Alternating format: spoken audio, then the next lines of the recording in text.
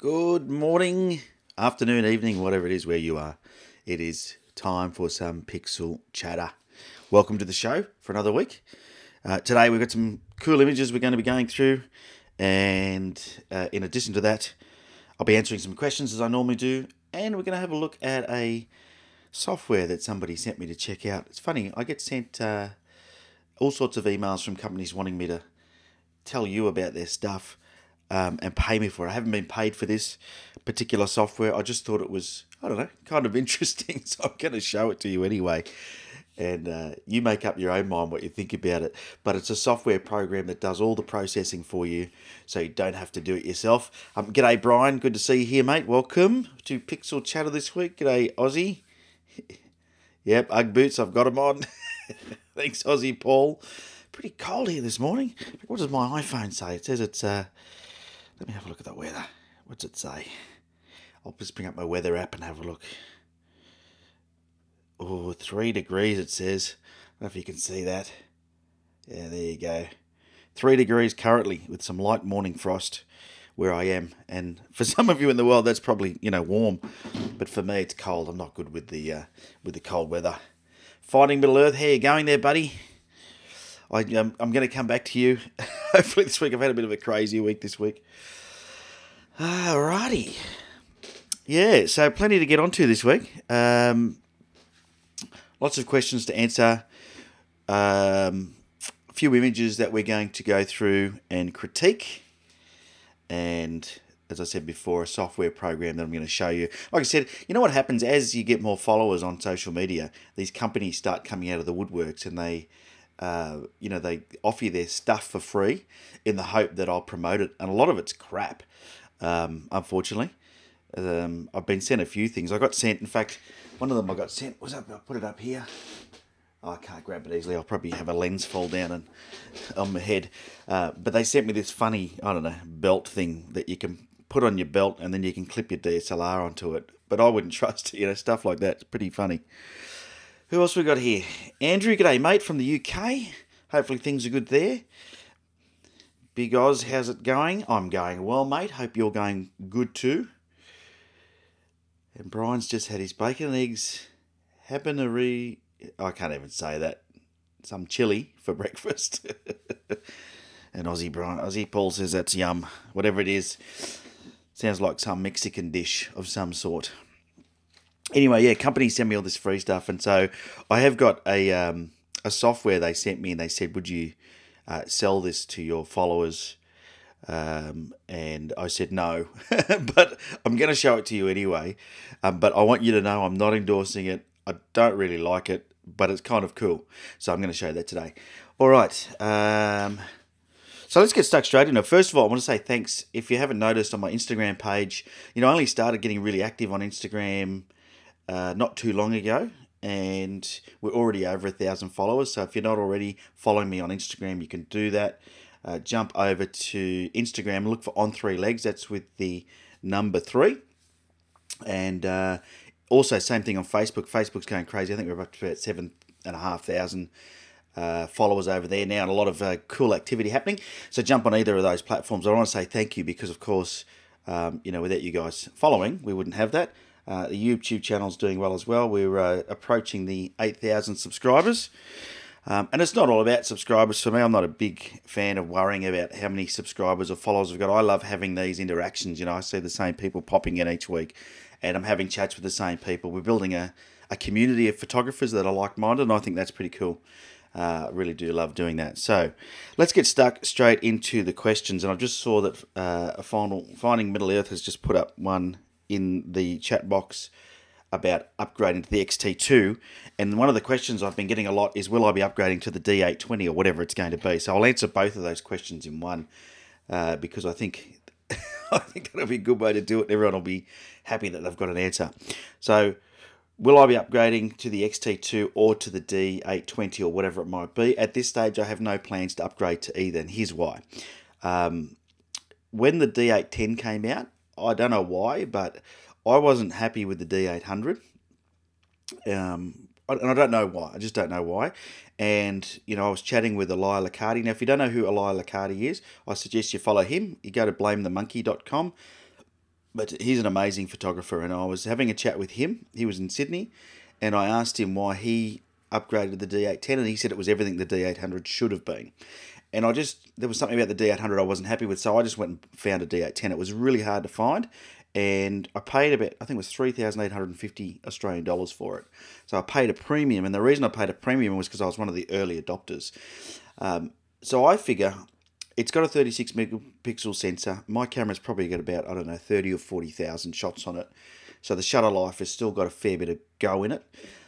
So I'm thinking, if I'm going to upgrade, I'll just wait. I'll just wait until the price comes down. I am one of those guys that loves to get the latest stuff. So I probably will at some stage. Same with the XT2. I'll probably do the same thing, but I'm not rushing out and getting them in the early stages because you just pay an inflated price for something that, you know, doesn't need to be inflated. I'm just having this is my breakfast this morning. I actually quite like these.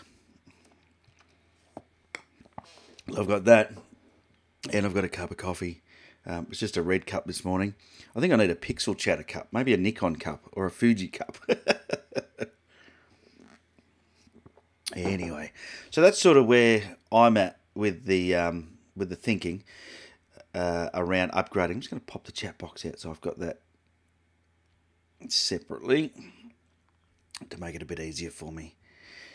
Because I've got two screens going. That's why sometimes you see me look over here. That's because I've got a screen over there, which allows me, it's like a control panel. Yeah, it's interesting. So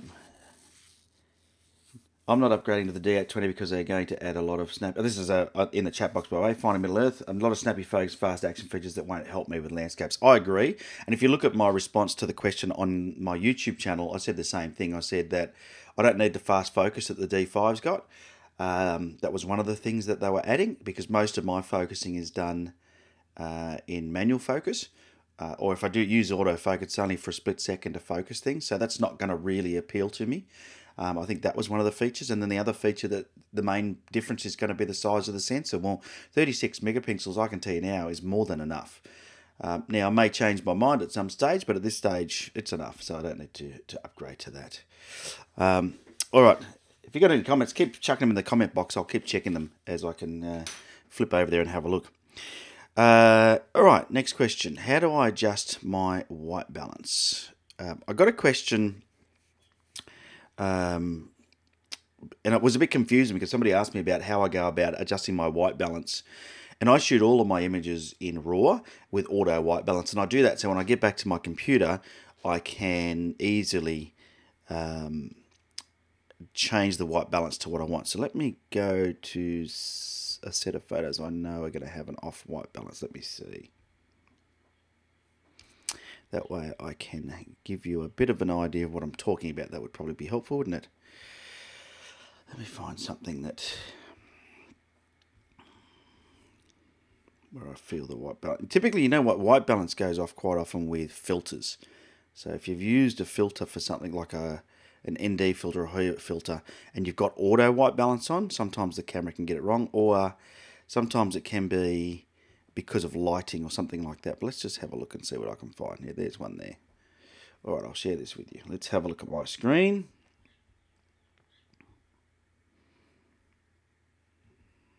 So you can probably see this picture here now. From a white balance point of view, it's not too far off, but it does have a purplish sort of hue to it. And the way, if you've got Lightroom, which is what I use, in the develop module, you have the ability to change the temperature. I've picked let me just put this so it fits. So up here you've got temperature and you've got tint. And so that's typically what I do. Now you also have this little dropper here. So you can sort of pick something that you think is sort of neutral in colors. Like, you know, let me click on that and click on that. And it will automatically do something for you. That wasn't a great example, but, you know, let's pick a... You know, you can see straight away that it's difficult to do using this tool. So I like to... That's probably a better example. The rock is a nice grey. The top of this rock here. You see it's getting closer. So sometimes I'll just do that and until I get what I like, or I'll just move this around until I get what I like. And sometimes you want to warm things up. Sometimes you want to cool them down. But if your photos come out looking like that, then of course you want to warm it up. If it's looking like that, you want to cool it down. But that's all I do. So there's no real rocket science to it. What I will suggest, though, is that you've got to make sure that when you are doing that, you do it on a screen that's calibrated. Now, I use a thing called a spider. Let me just get it out so I can show you. Okay, it looks like this. Okay, and this little device hangs over the screen, and it calibrates the screen, so you know you've got the right. Your whites are white, your blues are blues, your reds are reds, your greens are greens, and it reminds you to do it every month to recalibrate your screen. And the other thing you have to do is you have to then keep it. It comes with this stand, and you keep it on the stand. And what it does is it measures the ambient light. It has a little sensor on the front here, and it measures the ambient light every, I don't know, 10 minutes or so, and make sure that everything is calibrated in the room. So if you calibrate your room, you want to make sure that you set it up in a way that you would be when you're processing your photos. So for me, typically I'm a night owl, so I'll close the blinds and I'll have the light on, and that's when I calibrate. So I always suggest people, now they're a few $100s, so people resist buying them, but what I see a lot of photos sometimes online that are way off. And that's the Spider 4, but you don't have to get that one. But I see people with photos with colours that are way off, or they think my colours are way off, but I know my screen is calibrated. So the way to test that is, and this is what made me buy this, was when I started sending stuff to the printer, and I'd get my photo back, and the colours would be way off. I'm thinking, what's the printer doing? But it wasn't the printer. What it was that I was processing a photo with a screen that wasn't calibrated, and that means that I'm now sending photos across to the printer to print that aren't calibrated, and that's going to have that effect. All right, I'm just going to check the chat box quickly and have a bit more of my brekkie. Why auto white balance instead of daylight? I just put it on auto, Steve. Good question, but yeah, I just put it on auto because I can fix it later. There's no point doing it any other way. It's nice and easy. What do you think of ClickerSnap pay-per-view website? Haven't seen it. ClickerSnap pay-per-view website. Yeah, haven't seen it, Paul. No idea. Steve L, X-Rite color checker. No, I use the Spider 4, but it doesn't matter what one you use. Just use something. Hey, John from the USA. Good to see you back, buddy. John Gall, who had that amazing image last week. If you didn't see John's image last week, maybe John can stick a link to it in the chat box. It's because he's got it somewhere on Flickr or something, no doubt. But it's in last week's Pixel Chatters of an ice cave. I'm very jealous. And then Andrew says, do I use built-in camera profiles or do I use the Color Checker Passport? No, I use the built-in camera profiles. Andrew, they're already done for me, so I just use those. Just having my breakfast. All right. So that's that one. Now, the next question I got was interesting. Let me now go back into Lightroom. I'm going to show you an image. All right. So the question I got was, do I get thermal noise in the D810 with a long exposure? Well, the answer is yes, I do. This image is a 310 second exposure, so I don't know how well you can see that, but over here you'll see it says it's 16 millimeters, ISO 64, f8, 310 seconds. It was dark, and I had put a big stopper on and doing a long exposure, trying to make something exciting out of an image that, to me, the sky wasn't that great, but the clouds are moving. Now you can see here that it's still pretty dark, and this is the raw file, by the way. I haven't touched this at all. And I'm just going to zoom into 1:1 for you and show you what happens. So do I get noise? The answer is yes. Now, I don't know if you can see these. In fact, I'll just zoom in a little bit more so you can definitely see these dots. So you'll see, I don't know how well you'll see, that one, that's one there. There's heaps of them. They are not things that are in the water. This is a byproduct, and you can see there's some blue ones, there's some red ones, and there's some green ones.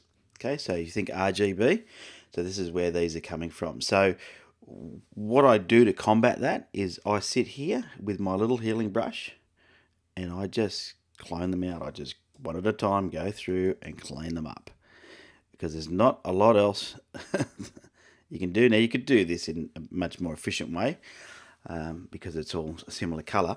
But, you know, I just go through an image in that sort of detail, and it's that will make a difference. Now, if you look at it, you know, the whole image, you're not going to see that. But if you were to print that out, you're going to have these colorful little dots everywhere. So you've got to do something about it. So yes, I do get the noise. I don't know if, you know, if there's any digital sensor that is open for that period of time. It gets hot and stuff starts to happen inside the camera. I don't know what it is technically. Don't care what it is technically. All I know is that yes, I do get speckles on my images after doing a long exposure. And that's how I deal with it. But I don't let it just, you know, make me distraught. But if look at that, when you bring the shadows up, look at all that noise. Have a look down the bottom right hand corner here, there's a whole bunch of red stuff going on.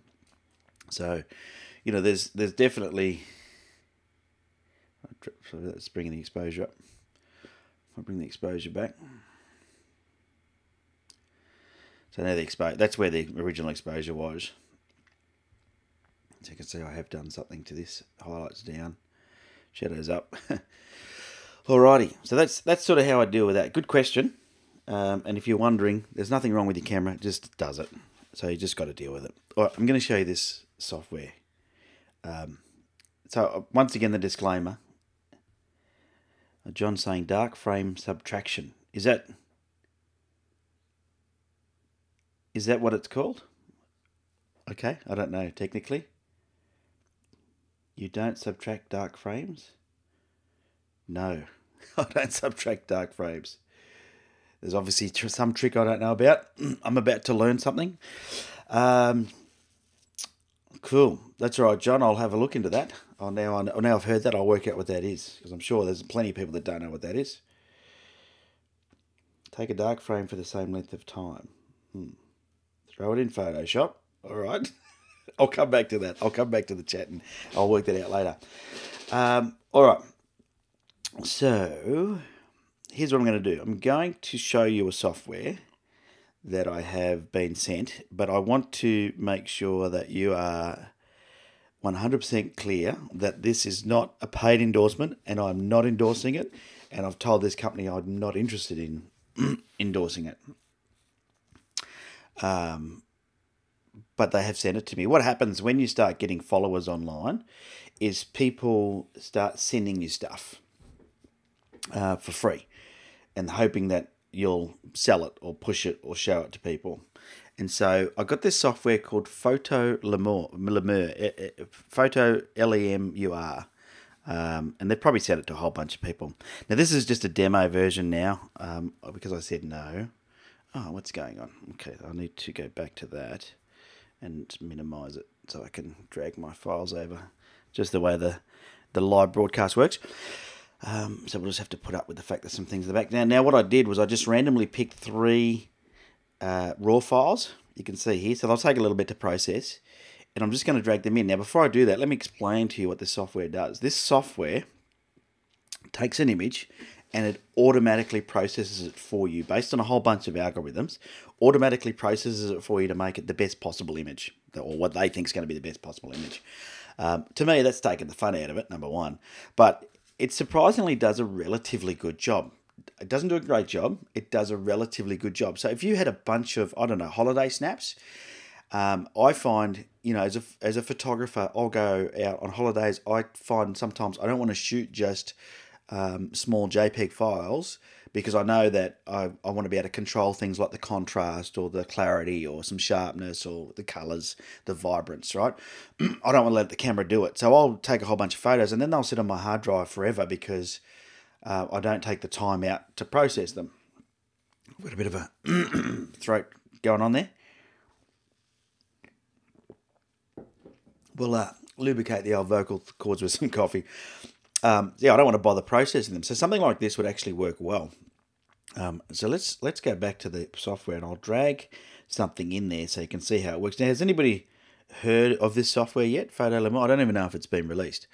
But I'm just going to drag a couple of photos. And I picked a couple, when I say randomly, I picked a couple that were dark or, you know, I knew needed a bit of work so we could see what would happen. So it takes a little bit of time because it's a big file. But you'll see that when it comes up on the screen, you'll see that it'll give me a before and after, so you'll be able to see what it's actually done to the image. And it's interesting to see the technology these days, what's coming out, and it's processing at the moment. So this is the original raw file you're looking at. It's a night shot in Queenstown from Bob's Peak, up the top of the cable cars there. We had dinner at the buffet. All right, so this one, I don't think it's done a very good job. So this is after, this is before. So this is an example where it just hasn't done very well at all. This is the problem with this stuff. So what they're trying to do, so you can see it's lightened up all the shadows and added a bit of contrast. It's definitely better, but I know I could process that to make that look much better. All right, so let's get another one in there. Let's load a different photo. Let's put in the next one. Come on, I want to add another one. There we go. Let's see what happens. Has anyone seen this software or anything like this? As you can see, it's got a red eye adjustment. That's all it's got. It's got nothing else. And down the bottom here, it's got realistic and vivid. You can slide that across. And I think maybe you can crop or something. I don't know. I haven't really played with it very much. I just thought I'd show you. I'm interested in people's thoughts about them automating photo processing or photography, post-processing. Like I said, I'm not an affiliate for this company or anything. So if you want to go get it. I get nothing for it. This is just me showing you something interesting, because I do get sent a lot of stuff.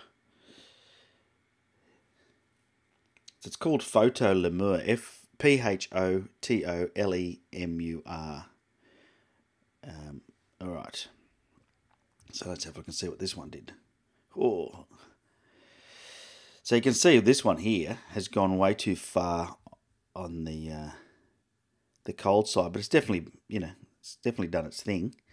And remember, these are raw files, so it's taking a raw file and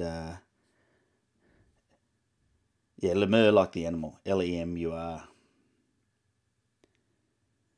Yeah. So I think automating things like photography. Now here's the thing, so there's not many adjustments on here. It's good for somebody who really doesn't have much sort of confidence in post processing, I guess. And I've just turned the vivid up. Let's see what that does. Okay. And we go back towards realistic. What does that do? Let's have a look. But it's interesting, isn't it? It definitely, I can see straight away one of the things that it does, which is important with any raw file, by the way, is contrast. I mean, if you have a look at the black numbers, and then, I bring that over, look at the contrast that it's developing in those blocks. So they're making those, it's really making these blocks, the starting blocks on this pool, stand out. Let's do one more, eh? One more. I can't even remember what this one is. I think it might be, let's have a look. I can't remember. Oh. Why can't I grab that today? Come on, I'm trying to use my trackpad and it didn't. It's actually quite hard on the trackpad sometimes to hold down the left button. All right, I can get rid of that now. We don't need that. So it's now processing the next image, whatever it is.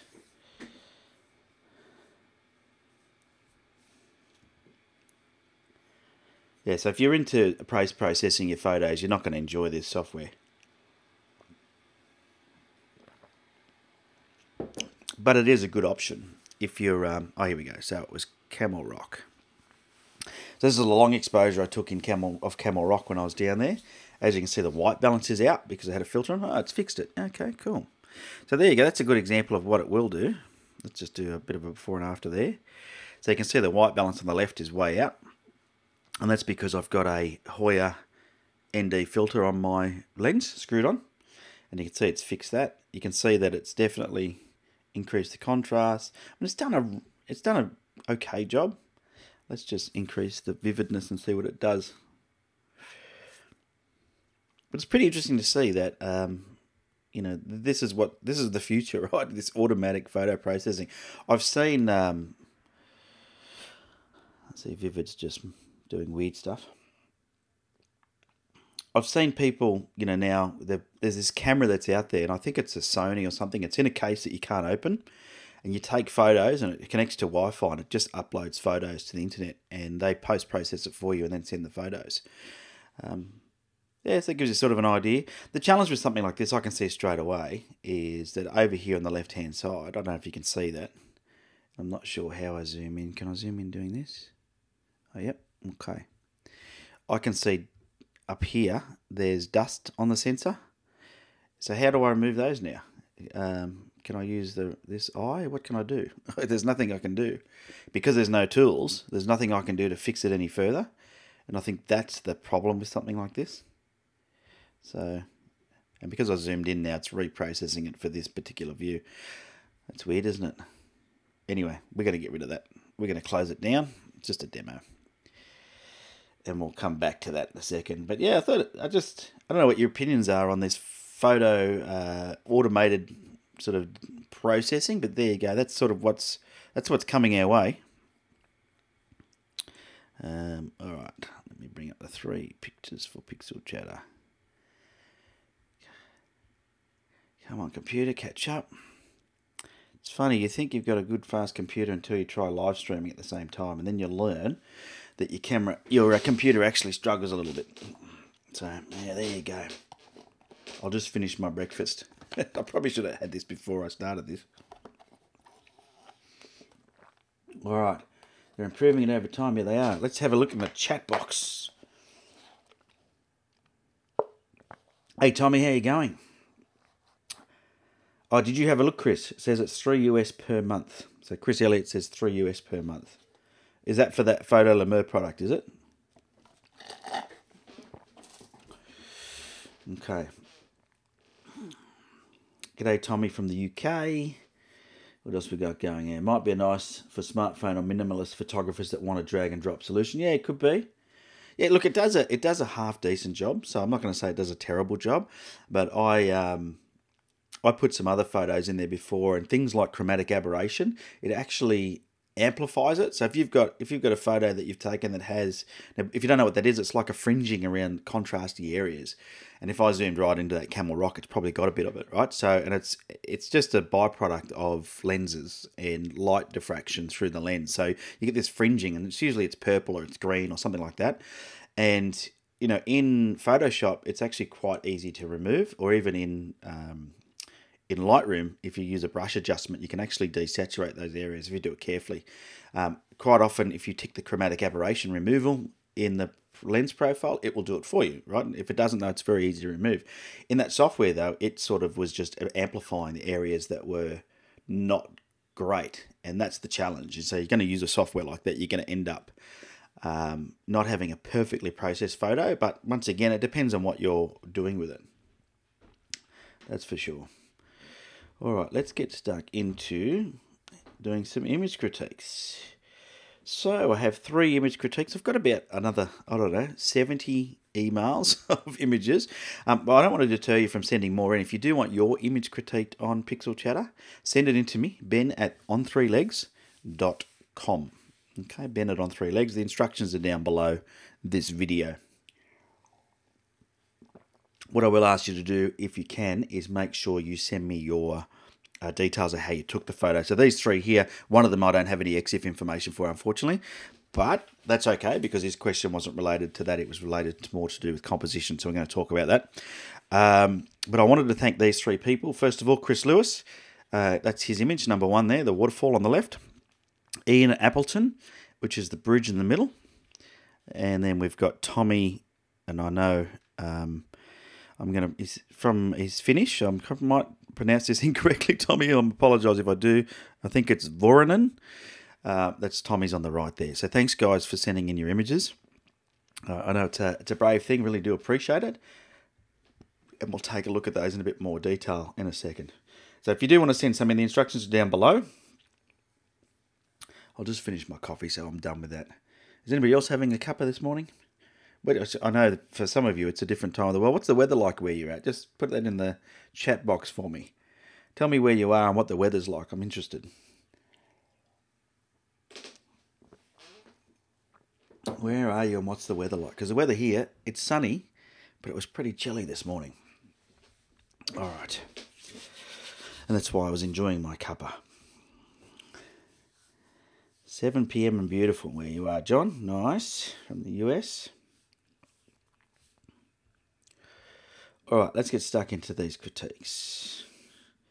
I know the chat box has a lag, so there's a delay, unfortunately, on this live streaming. Kelowna, Iowa, US, it's hot and sunny, 6 p.m, 75 degrees Fahrenheit. So in Celsius, you take away 32 and you divide by 2, I think. Norway, Daniel, 1 a.m, rain and scheduled to be thunder in Norway. Big Oz is worried now.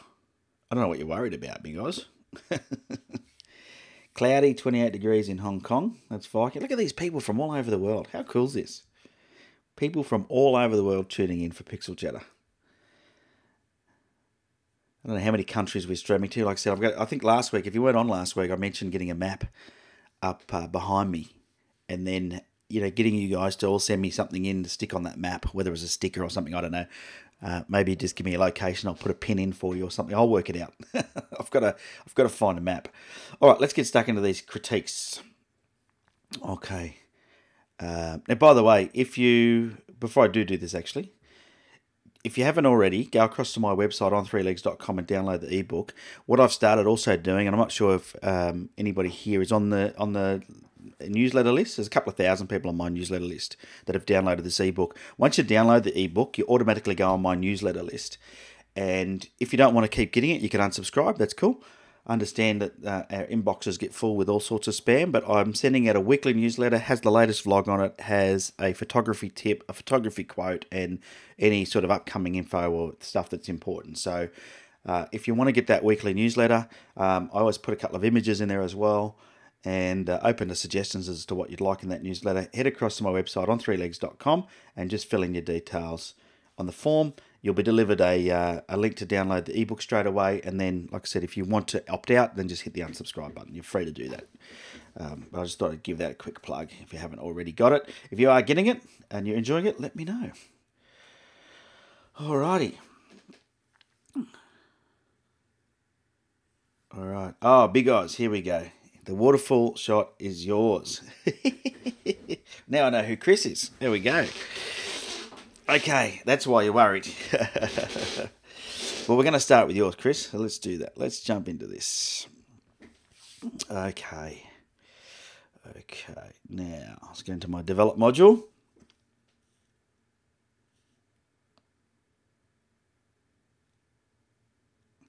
Mark, when are you going live? Mark, when are you going live?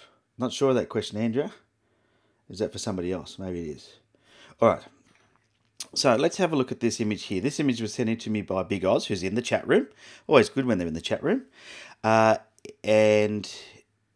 I don't know if you can see, it's a bit pixelated for me, so it's not a huge file. Oh, I've lost it. Let me jump back on that. Shot on a, I think it was a 70-300. Let me just go back to the library. It tells me a bit more information.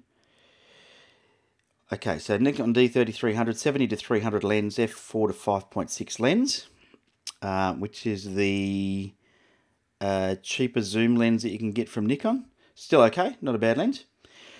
Shot at 70mm, so shot at the wide open end of the zoom, so not zoomed in at all. 1.3 seconds, which is how you get the silky smooth water at f32. ISO 100 tells us that up there on the histogram. ISO 100. All right, let's have a look at what we could have done better. First of all, I think, I mean, I don't know where this was taken, but maybe Big Oz can jump in and tell us. First of all, I think it's probably a little bit too tight from my liking from a composition point of view. And what I mean is that you've cropped really tight. Now, it may be really messy either side. There might be a reason for it. Water's always a beautiful thing to photograph. So it's something that is extremely tempting to do, no doubt about it. We all want to, when we see water, it's you know, I mean, and this looks like a beautiful set of cascades. So from an image point of view, it's quite pleasing to the eye. The water's nice, but it doesn't have any real focal point for me. And I think that it's just too close. Now with that lens, it's hard because it is a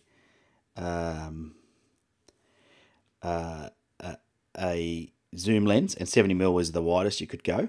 And obviously you've then pushed that lens to go to f32 to get the longer shutter speed time. So yeah, Calder Glen Country Park in East Kilbride is where this was taken. And so you've gone to f32 to get the longer shutter speed, which I understand why you've done that, but it's actually that lens at f32 is probably not ideal. There's some weird stuff going on, and I don't know what it is, but if you have a look in this area here, up the top left-hand corner on that cascade there, and you look at points along here, the colour's sort of gone weird, and I don't know if you've processed this or if it's just something that's happened in the image, but something really weird has gone on. So if I go to 1:1, you can see it's quite a small image. But I think you probably would have been better off, let me just go back to fit, you probably would have been better off focusing more on this here than on the background. And if you're going to do long exposures, there's a couple of things that you need to do. One is you need to make sure that you've got the gear to do it. So you want to have filters or something like that to help you get the longer exposure without having to go to f32. Although, as a last resort, if that's what you got to, that's what you do. So Big Oz is just saying that's the colour of the water, mate. Okay, yeah. So there's some weird colours coming through in the water. I probably would have fixed that up. The other thing is, if I just show you, and it's not going to show up very well in here, but I'll just show you quickly what's going on from an exposure point of view. So you see where all the whites are. What happens with, you've got to be really careful with waterfall photography. And you see where there's red is, you can see where the overexposing is happening. Now I've pumped the exposure up by 3, so that's why that's happening. But to me, it looks like the original file, and I don't have the original file, so I can't tell you, may have lost all its detail in these spots here. And now because all of this at the foreground here is right in your face, it would have been nice if you had more detail and definition here. So I would have been tempted to underexpose the image a bit. Once again, a little hard to do because you want the longer shutter speed to get the water moving effect. So if you had wound down your exposure compensation, it probably would have shortened your shutter speed. Now, the water looks like it's moving pretty fast, so there's a likelihood you could have got away with a ½ second shutter speed. And I don't know if you tried other things, but it's good. And then at closer inspection, let me just go to 1:1. You know, so overall it looks quite nice, but it is lacking something, and I think it's just too tight around these cascades here. So move back, get a wider lens. Nothing you can do about it if you don't have a filter. You've just got to make do with what you've got to make do with. But if you have a look at this, it's hard to explain, but for me, it's as if this here is totally separate to this here, because it's just so much busy. It's so in your face down this bottom half of the image that it's hard for me to focus on in the entire image. And I think that's it's just one of those things that's hard to explain, but I'm sure that sometimes you look at an image and go, what's not working? And I think it's just too much going on down the bottom half. So if you had widened out the image a little bit and I'm just going back to fit. If you had widened out a little bit, I think it would have been okay. And then, I'm a big fan of post-processing. So this yucky looking color, it might be peat in the water, someone's saying, or and it could well be. I would be tempted to grab a brush, and which I'll do right now. I'm just going to show you what I would sort of do. I'd be tempted to grab a brush, and I would go, well, let's get rid of that color. So I would start by bring the saturation down. This is a quick cheating way of doing it. And just brushing over those spots just to get rid of the fact that there's so much brown in them. Just to try and light them up a bit. Just get rid of it so it's not so in my face. Maybe, you know, something like that, or I'd do something to try and reduce the colour, because there's other things you can do to reduce colour. Maybe change the tint of those areas. See if I move the tint, how now that I've brushed over them, it's just reducing the amount of colour. I don't want to get rid of it altogether. I just want it so it's not so in my face, because it just looks a bit in my face. So you can see that I'm starting to remove the amount, that impact that it has on you when you first look at the image. So something like that, it's a good tip to do. The other thing, let me show you a fantastic tip. If you do take a photo like this and you lose detail in some of the image, and remember, I'm working on a JPEG that's low res, so you're not going to get the same result as when you have the full RAW file. But let me show you a trick. So see how I've mentioned these front here, sort of lost its detail and definition in the water at the front here. Grab a brush, and then get your exposure and wind it down to -3 roughly for this brush. Put everything else in the middle. So everything else is set to 0. You'll love this little tip. Watch this. I'm going to go to a bigger size. Let's go to 1 to 3. So we're going to zoom right in. Oh, other way, Ben, 3 to 1. Let's go this way. Okay, no, I'm going to need to go bigger than that. Let's go to 11 to 1. Let's zoom right in. All right. Oh, I didn't want to do that. What I want to do is I want to move. Just get rid of the brush for a second. And I'm going to move over to here. So if you have a look at this, let's just work on this part of the image here. And it's not going to work great because it's such a low res image, but it'll work. So grab yourself a brush, exposure down to -3. Get your brush size so it's nice and small. Like nice and small. And then just start following some of the lines in the waterfall. Watch this. Now, when you're looking up close, it's going to look kind of weird. You're going to go, you know, that looks horrible, Ben. But see, some of these lines, they just need a bit more definition to come back to life. And I'll show you when I zoom out what'll happen. You'll get the idea when I zoom out. And it's these little tricks that sometimes people don't show you. And it'll take you half an hour or so to do it. But I'll even add one in here, look, just so you can see what happens. So I'll just add a bit more in there. And this is really rough, but okay. So now let me go back out to zoom out, and you can start to see it's not looking good because it's very pixelated. But now what I do is just bring the exposure back up until, there we go, it starts to bring a bit of definition back in that water. And so all of a sudden now what you've got is an area that was just all white before now has a bit of definition. And it's just a little trick that I learnt years ago with waterfalls that can work quite well. And you can do it in different ways. The other way you can do it is in Photoshop. You can actually clone in other areas of your shot onto it. Yeah, but this shot, there's something about the colours that's just not doing it for me. Maybe the white balances out slightly. That looks a bit better. The tint slightly out. There, so just be really careful with your colours. But there you go. That's a good little trick. The other thing, I use it sometimes around the edge of rocks, or you know, if I wanted to find something more, give something a bit more contrast, it's a good trick to do that, even whilst it's zoomed out like this. It wasn't a great one to show you on because it is such a low res image. And of course, you're changing the pixels. So when there's not many pixels, we're not getting much of a result. But let me grab this brush again. Let's come down here.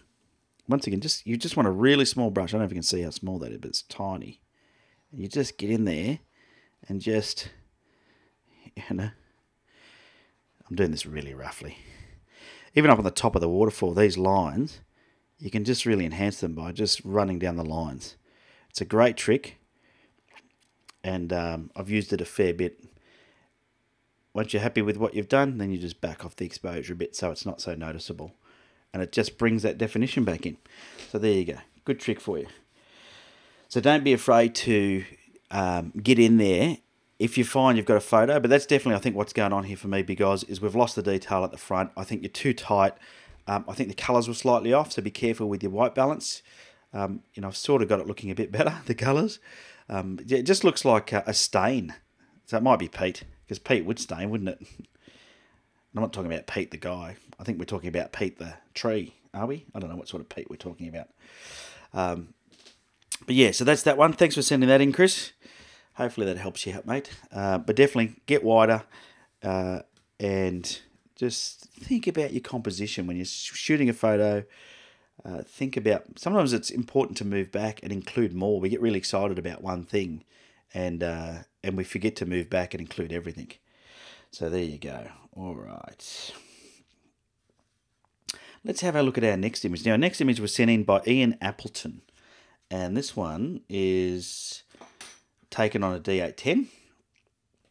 So if I go back to the library, see if I've got any notes here. No. And yeah, so taken on a Nikon D810, he used a 24-70mm f2.8, nice lens, ISO 64, focal length 60mm, and he did 30 seconds at f11.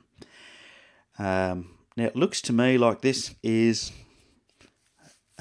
taken after sunset, so 6:58 p.m.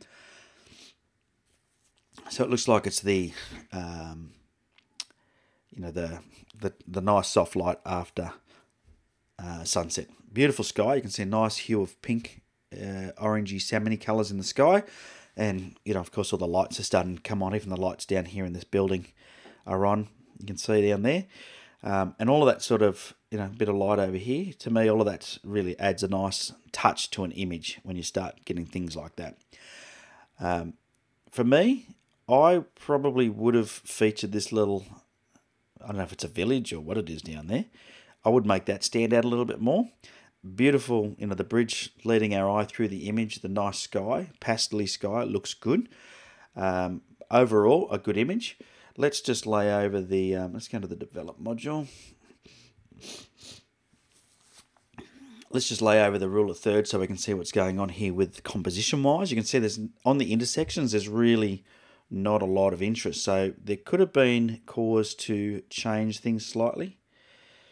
And sometimes it just takes a small crop to make it a little bit more interesting. You know, it's a good image. I think it's okay. But, you know, I just think about how can I make something better. That's just how my brain works. So by doing that, by making that crop, I'm now putting this on an intersection, the house and whatever it is down there. And I'm just bringing everything in a bit. I think that looks good. I think the image is also lacking a bit of contrast. So as soon as let me just show you this. And this is something, if you look at any photo that really grabs your attention, go to your Instagram feed or your Flickr feed, and the images that grab your attention have good contrast. Now the reason for that is because your eyes have amazing contrast. So it looks more natural.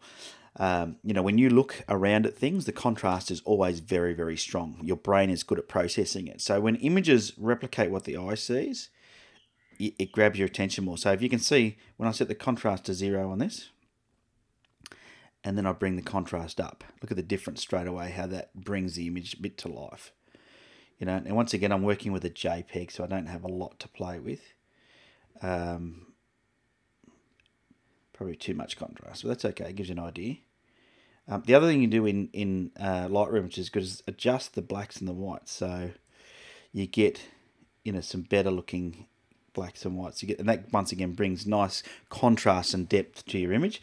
So you can see that just by adjusting the contrast, this image has a nicer looking look to it. But now the colours are out slightly, so I'm just going to just warm that up slightly. There we go.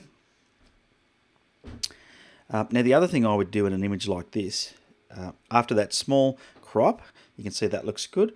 I would probably then grab a gradient filter, and I would bring that down from the top just to darken it up a bit. Probably not that much, of course. And you'll see that just by bringing the exposure down, there we go, 0.4, how the sky is just taken on a different life of its own. Just to make that a little bit more amazing. And then I would then grab a brush and put the exposure back to normal, and I would crank the clarity up to 100, and then I would just brush the areas in that I wanted to really stand out, like these houses here.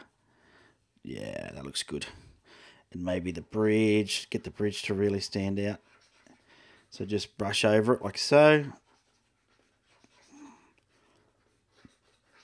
And what it does is take something that before didn't have a focal point and now does. And I'll show you in a second the differences. So that's just brushing clarity over, a filter at the top. I'll put a filter on the bottom as well. I'll show you what I'm doing here. The gradient filter, drag it up. Just hold down the shift key and it keeps it horizontal for you. And I'm going to just drop the exposure slightly down at the bottom because I don't want it to be the feature. I just want it to lead the eye in. So it's sort of like a gradient vignette, if you like, from the bottom and the top. And if we go to the before and after, if you can just have a look at the difference in those two images with a little bit of processing. Once again, all I'm doing is I'm working on a JPEG, so I'm not going to get the greatest effects. But you can see straight away the difference between those two. The left one, the before, it's washed out. The right one has a lot of definition and clarity to it, and it just makes it look more appealing to the eye, in my opinion. You look at even the buildings up here, the lights, everything just pumps a little bit more, and to me that makes it look nice. I would also get rid of things that are distracting. So grab your little healing brush, and things like this down here. The pinch and zoom on my the pinch and zoom on my trackpad does that to me sometimes. Let's go to 4:1. Can you see that light reflecting down there in the water? And I don't know what it's from. I have no idea where that reflection is coming from. But I would get rid of that. And it's just as simple as grabbing that little healing brush.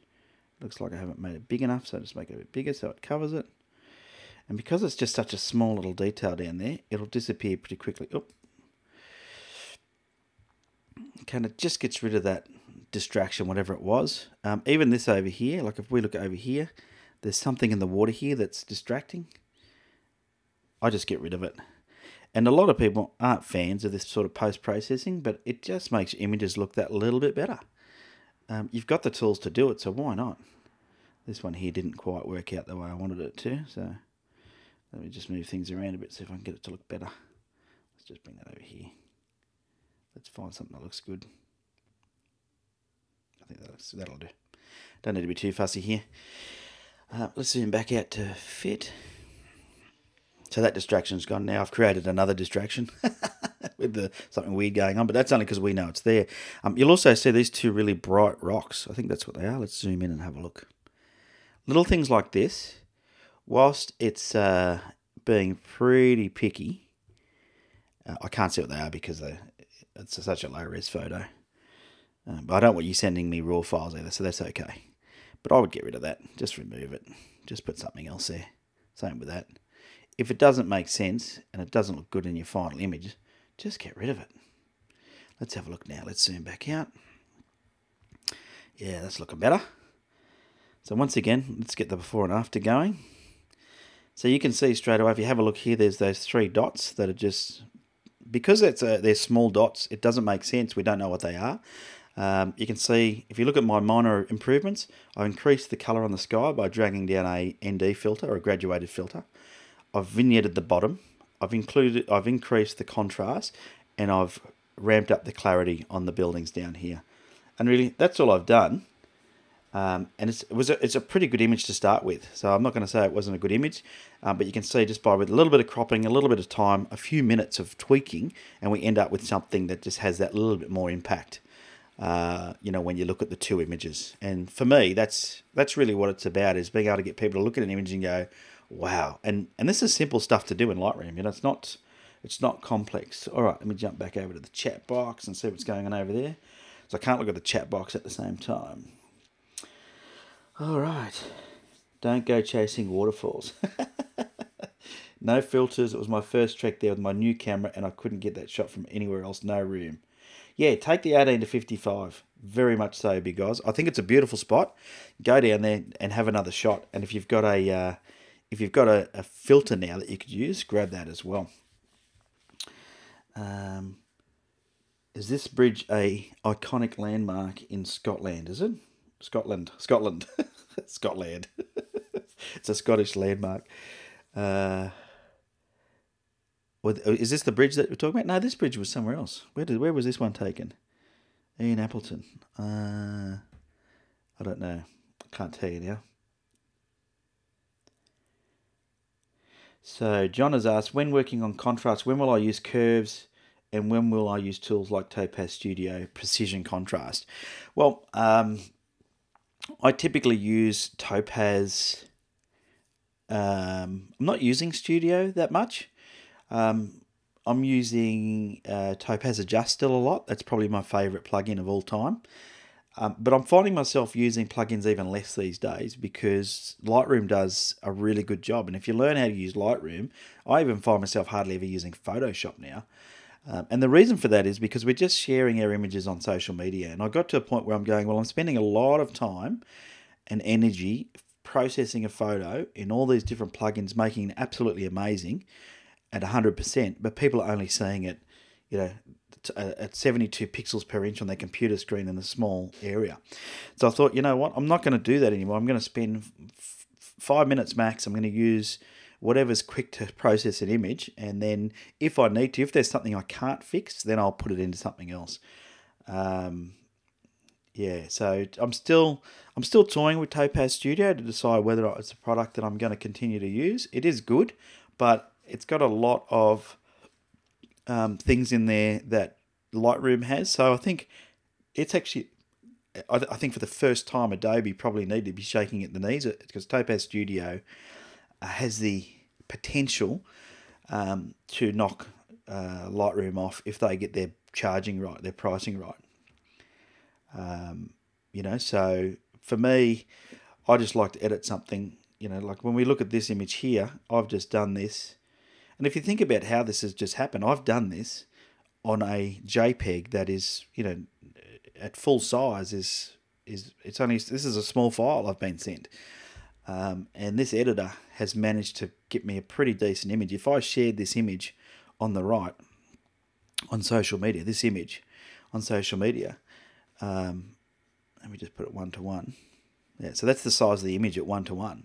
Now I've got a Retina display, so it's going to be a bit different. But you can see it's a mighty fine looking image. It's sharp, it's clear, it's got good colours, good depth. It's a good image, and you don't need to have.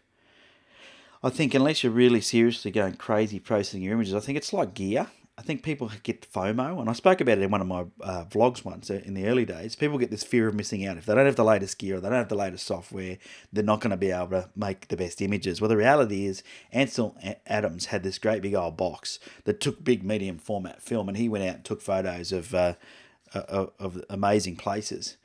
And is a world-renowned photographer.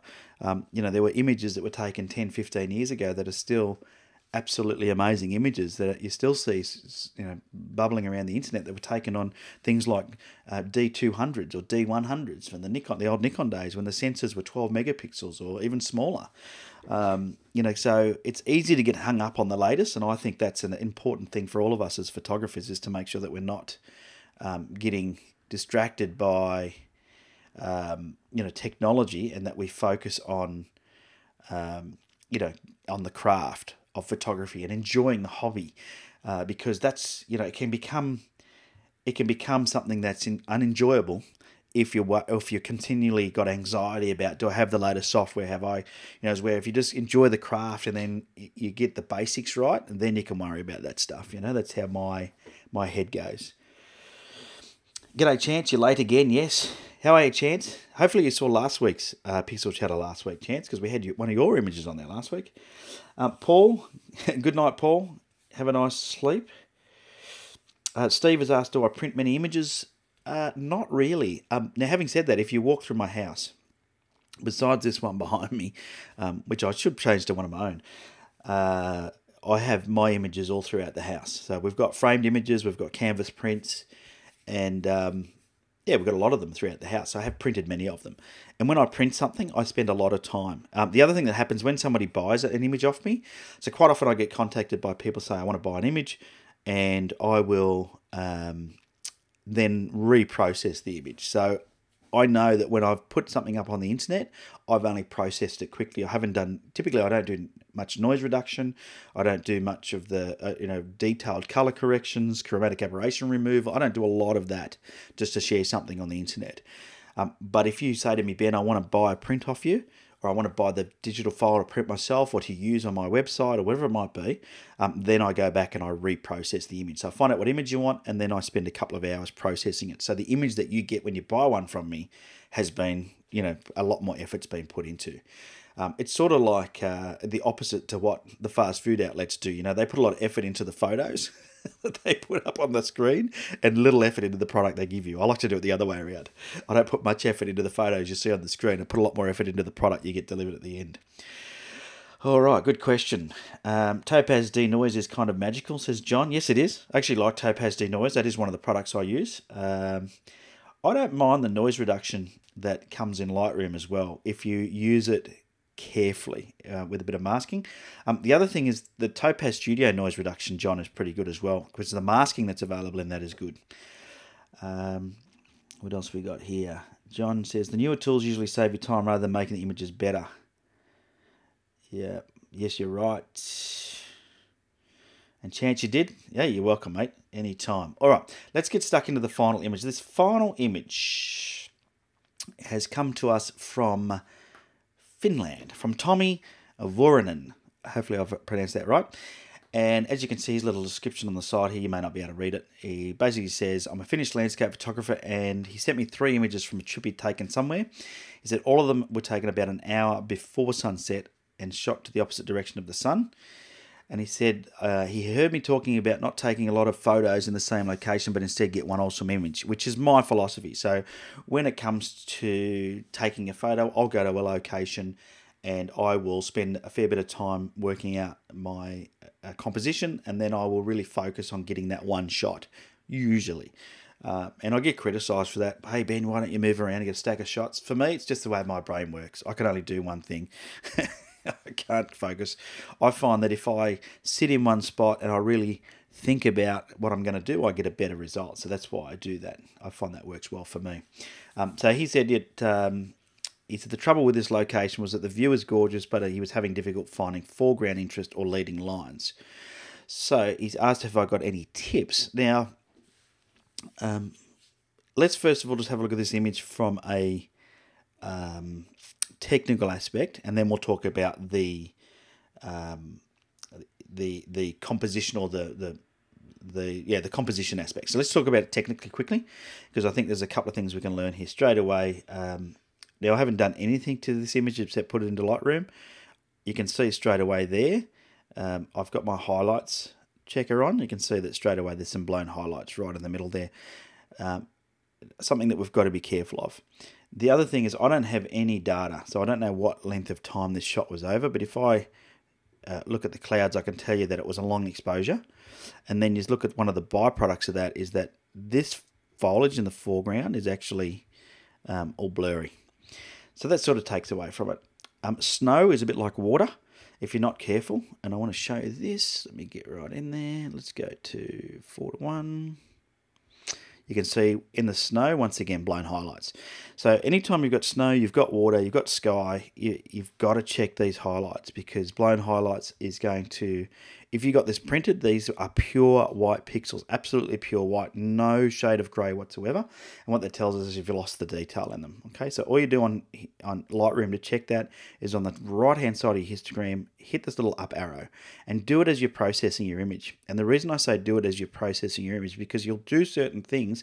It doesn't necessarily have to be the exposure one. So this is the exposure slider I've got moving here. You may not move the exposure. Sometimes you can move your contrast. See what's happening? And that'll create more blown highlights. So if I wanted to add more contrast to this image, I would have to reduce the exposure to get rid of those highlights, blown highlights. Now you can see that I've had to drop it to get rid of all those blown highlights by one full stop exposure value, so 3 stops, to get rid of those highlights. So it's overexposed by one full exposure value. So technically, you've got to be very careful when you're doing that. I'll also agree that the foreground interest is not here. I probably would have been tempted in this instance, and let me show you with a crop. Let me get rid of the reds now. That's the technical side out of the way. If it was me, what I would probably have done with this image, if I was standing in this spot, is flicked my camera around and done something bit different, like that, because the foreground's not giving me much in the way of exciting stuff. Now the sky, once again, this is a low-res image, so there's not a lot I can do. I would have been tempted to even get low down to the ground. So if you want foreground interest, you've got to actually make it. And sometimes what I do is I'll just get rid of that crop. Sometimes what I do is I get down really low. And for example, I might have used this snow as a leading line. The other thing that I would do, I mean, you can see here there's some dead twigs here on the right hand side, and then there's this bush, and so yeah, I agree it's probably bad positioning for you. I would have been probably inclined to move closer down to this bush here in the middle to see if I could have made that a bit of a feature. Had that line up with that island, with that, I don't know, you know, it's hard when you're not there to know. But I get what you're saying, Tommy. This is lacking sort of some foreground interest, so maybe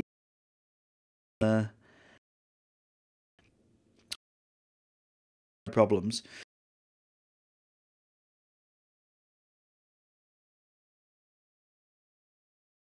They think it's a no-no. But for me, hey, if I've got to move some things around to make the perfect shot, why not? It's called composing. You know, when you go to a portrait photographer, they're going to make you pose, aren't they? And they're going to make you pose because they want the photo to look as good as possible. So it's the same thing when you do landscape photography. Be okay with making the landscape pose for you. If you have to put something into the foreground, do it. So John's just said his snow should be nearly white though, especially when light is hitting it. Yep, a few little white spots in snow is okay. Yeah, I agree. It's not. Sometimes you're going to lose detail. I think the biggest issue is not the snow here. I was just saying be careful because I've seen images where people have got snow-covered mountains and the whole top of the mountain's overexposed. This one here, that snow's not a big deal because there's enough detail coming through. I think the bigger issue is up here in the sky, where that. I mean, have a look at it. It's just lost a lot of detail, and there's a lot of white pixels up there where we could potentially make this photo look a lot better if we were to, change the exposure value in the sky there. Let me just grab a graduated filter quickly and just see what we can do. Once again, it's a pretty... so you see by reducing the exposure, more of the colour comes out. So that's just a graduated filter. Let me get rid of that clarity and just see that. So I've just done minus 1.21 up there. So you can see the difference just a filter makes. Now I don't like how dark it is in the corner, so I'd probably just move that down a bit. And he may have vignetted that before, I don't know. So you'd have to adjust this filter. But you can see, look if I bring it down there like that. Have a look at what that does. Let me just turn that off. If we just do a before and after, it's not well done. Okay, it's looking terrible. But as an example, see what happens when you start to do things like change exposure value. You start to get some interesting things going on. Now, if I go back into this filter, let me just change. Why is it done? It's giving me a new one. I want to edit my existing filter. Why doesn't it like? Doesn't like editing in. Just before or after. Oh, there we go. All right. Change the colours a bit in that. The tint. Let's get the tint right. Maybe bring that exposure just up a little bit. And this is where, you sort of play around a bit and just... And this is a good way to edit, by the way, this with the before and after. You can sort of see what you're doing. So there, I've just added it. I mean, it's still very blown out in the middle there. There's not a lot you're going to be able to do about that in this image, unfortunately. Very blown out. But it gives you an idea of, sometimes just adding a bit of a filter to reduce it's too dark in the corner, so it hasn't worked. But because this area in the middle is really blown out. And considering the sun was coming from the other direction, it's interesting, Yeah, so, from a composition point of view, Tommy, I'll get your point. I definitely would change it. Let's quickly, let me just remove that filter. Let me get rid of that filter I put on there. There we go. Let's just do something like crop it out a bit. Let's just crop. Let me try that again. Let's just do something like this. Oops.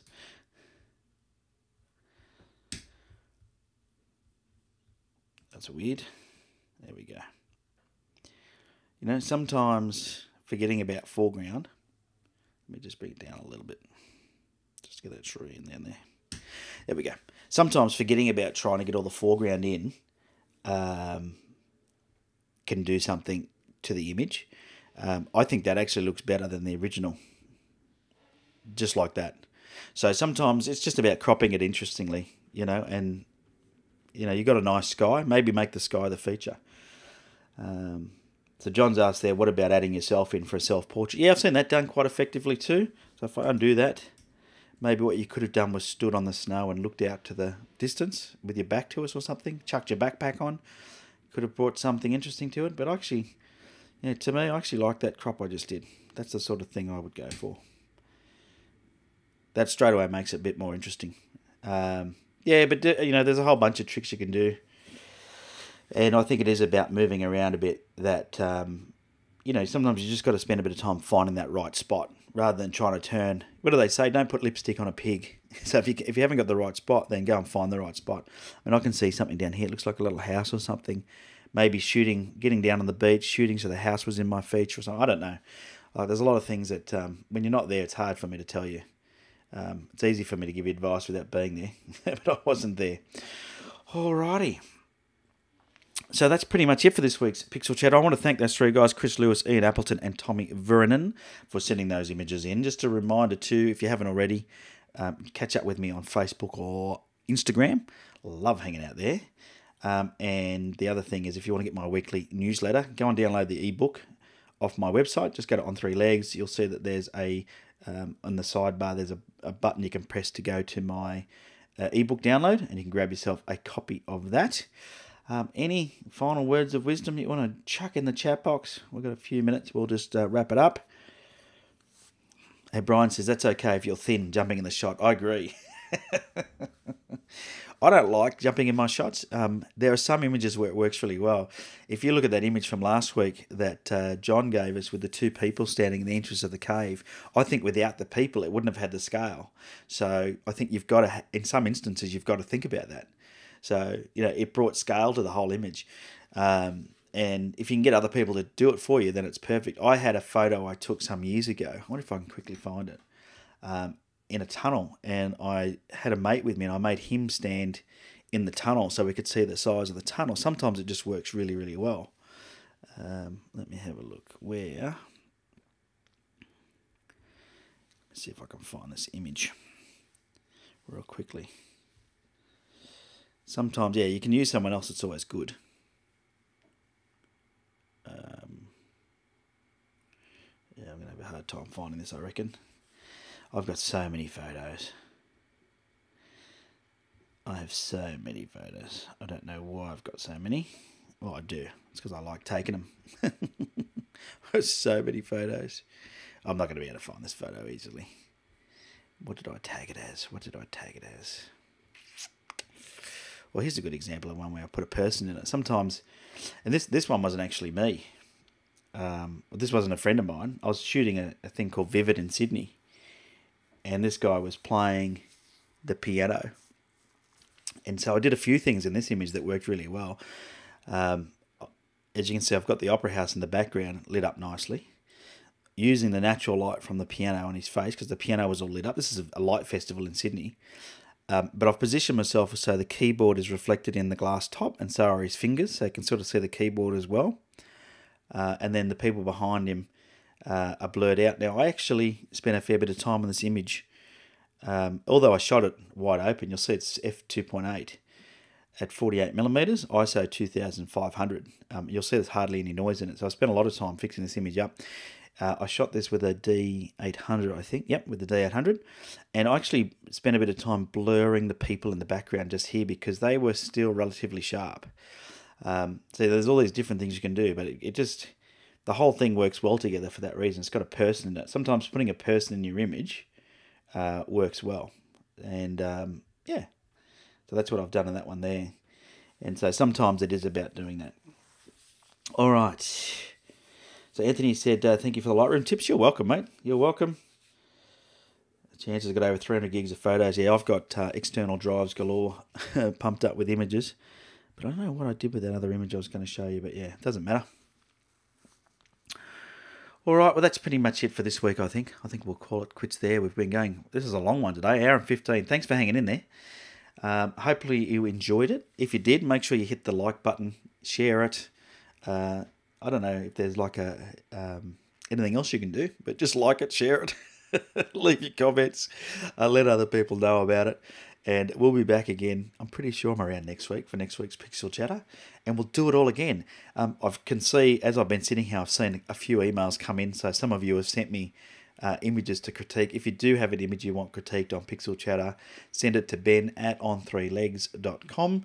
Please try, if you can, include a bit about the image, the EXIF information if you can, because it just helps me with the technical side. So I know how it was shot, where it was shot, when it was shot, and what it was shot with. Alrighty, well, that's pretty much it. Thanks again. Susan says, red mugs keep your coffee warmer longer. You're welcome, Susan. Thank you for jumping in. Yes, John, thank you once again, those that submitted images. Glad you're enjoying the show. See you next time.